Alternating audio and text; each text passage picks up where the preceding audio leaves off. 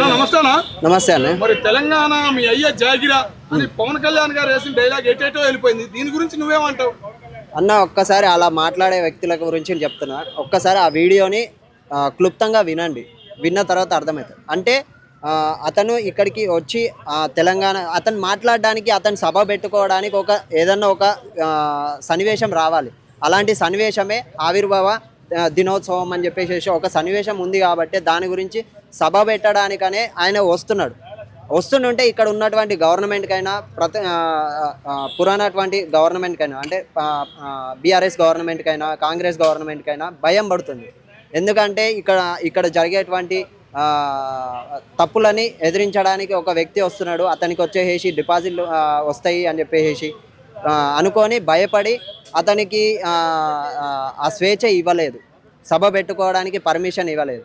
ఇవ్వకపోవడంతో అతన్ని అడ్డుకోవడం చేయడం వల్ల అతనికి మండిపోయినప్పుడు ఎందుకు నన్ను ఇక్కడికి రానివ్వడం లేదు మీ అయ్య జాగిరా అని చెప్పేసి అడగడం జరిగింది. దాంతో పాటే వాళ్ళ నాయకులనే అడగడం జరిగింది తప్ప ఇంకెవరిని ప్రజల్ని ఉద్దేశించి కాదు. నమస్కారం అండి. నమస్తే అందరికీ. పవన్ కళ్యాణ్ గారిని అంటే ఇప్పటి వరకు నీ అయ్య జాగిరా మీ అమ్మ జాగిరా రావద్దు ఏంటి అని చెప్పి ఈ సంభాషణ మీద ప్రకాష్ రాజ్ గారు ట్వీట్ చేయడం జరిగింది. మరి ఒక్కళ్ళు వస్తున్నారా, కథంతో వస్తున్నారా, పొత్తులతో వస్తున్నారా అని చెప్పి మాట్లాడారు. దీని మీద గుంపుగా వస్తున్నారా అని మీ స్పందన ఏంటి దీని మీద? నువ్వు ఒకవేళ భారతీయుడు అయితే భారతదేశంలో ఎక్కడైనా ఉండొచ్చు.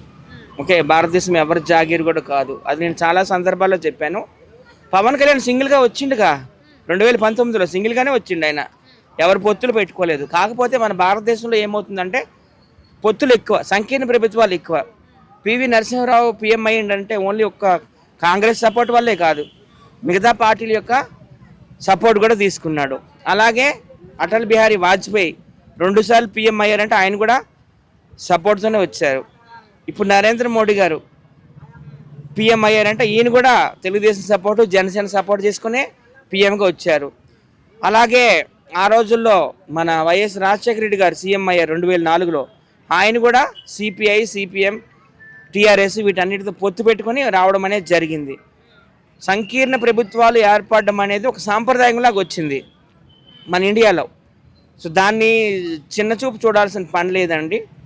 ఆల్రెడీ పవన్ కళ్యాణ్ గారు సింగిల్గానే వచ్చారు 2019లో. ఒకసారి చరిత్ర తిరిగేసుకోండి. కాకపోతే అప్పుడు ఆయనకి ప్రజలు ఆశీర్వదించలేదు. 2024లో అయితే 100% ఆశీర్వదించారు. అందుకే ఆయన డిప్యూటీ సీఎం అయ్యాడు. దాదాపు 80,000 ఓట్ల మెజారిటీతో గెలిచాడు. 5 శాఖలకు ఇప్పుడు ఆయన మంత్రిగా కూడా ఉన్నారు. ఓకేనా?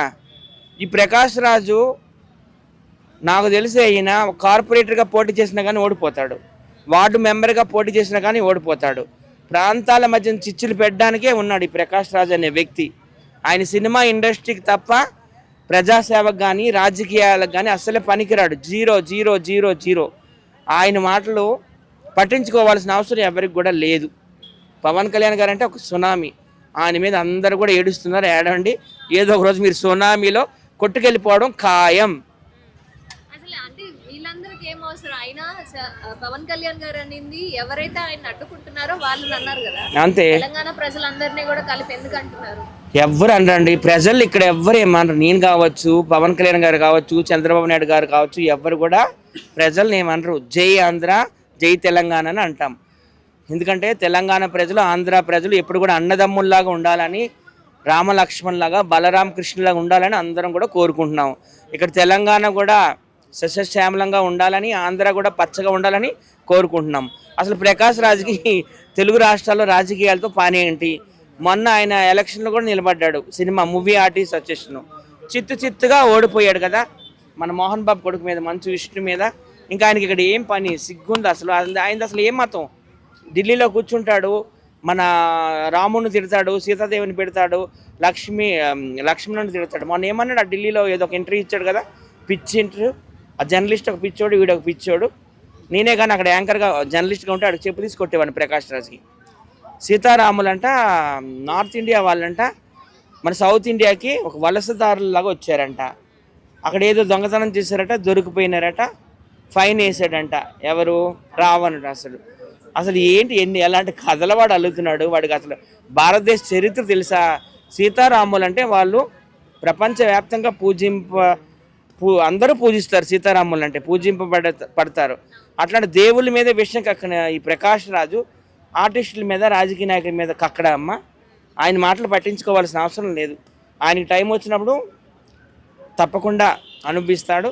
కత్తి మహేష్ ఏమయ్యాడు పవన్ కళ్యాణ్ విమర్శించి, వీడు కూడా అట్లాగా అయిపోతాడు, ఏదో ఒక రోజు రోడ్డు మీదే పోతాడు. నమస్కారం అండి. నమస్కారం. పవన్ కళ్యాణ్ గారు మీ అయ్య జాగిరా అన్న మాటకి ప్రతి ఒక్కరు కూడా స్పందిస్తున్నారు. అందులోనూ ప్రకాష్ రాజ్ గారు నువ్వు సింగిల్ గా పోటీ చెయ్యి, ఇలాంటి మాటలు కాదు అని చెప్పి ఆయన మాట్లాడడం జరిగింది. మరి దీని మీద మీ స్పందన ఏంటి? ప్రకాష్ రాజ్ గారికి ఆయన పని మీద కంటే పక్కన వాళ్ళ పని మీద ఇంట్రెస్ట్ ఎక్కువ. ఆయన ఆల్రెడీ ఇది ఆర్టిస్ట్గా ఫేమస్ అయ్యాడు, ఆయనకు అది సరిపోనట్టుంది. ఇంకా ఆయన ఫేమస్ కావాలనుకుంటున్నాడు. ఇట్లా ఫేమస్ కావడం కన్నా ఇంకా మంచిగా యాక్టింగ్ చేస్తా ఫేమస్ అయితే మంచిది అనుకుంటున్నాను. ఆయన పవన్ కళ్యాణ్ గురించి మాట్లాడే స్థాయి కాదు ఆయనది. అసలు ఆయన గురించి మాట్లాడేంత అర్హత లేదు ఆయనకు. అసలు ఆయనకి ఏం అవసరం అంటే రాజకీయ పరంగా ఆయన ఎందులో ఇన్వాల్వ్ అయింది లేదు, మరి ఎందుకు మాట్లాడుతున్నారు? అతనికి కొంచెము అహంకారం ఎక్కువ. ఆయన ఆర్టిస్ట్గా మంచిగా యాక్షన్ చేస్తాడు కానీ ఆయన వ్యక్తిగతంగా ఆయన మంచి అహంకారి. ఎందుకంటే ఆర్టిస్టులను కూడా అందరినీ పేరు పెట్టి కూడా పిలిచాడు, రే రే అంటాడు. ఆయన మీద కొంచెము చాలా స్పందించాల్సిన అవసరం ఉంది. ఇప్పుడు పవన్ కళ్యాణ్ అంటాడు, రేపు ఇంకొకరిని అంటాడు, రేపు ఇంకొకరిని అంటాడు. అంతవరకు తీసుకెళ్ళొద్దు. ప్రకాష్ రాజ్ మీద యాక్షన్ తీసుకోండి.